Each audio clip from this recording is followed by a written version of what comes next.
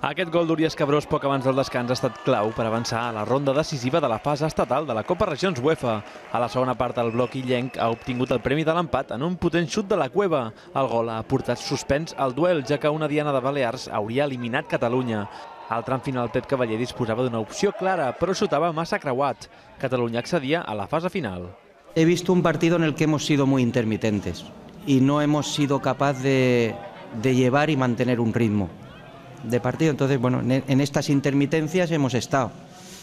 Pues bueno, como el oleaje, un poquito de viento y un poquito de resaca. Pero bueno, me sigo quedando con el titular, de que lo que bien está, lo que bien acaba. Catalunya, Andalusia i Múrcia ja són a la fase decisiva i Euskadi i Castella i Lleó jugaran per ser el quart semifinalista. La cita per decidir el campió estatal serà del 18 al 20 d'abril.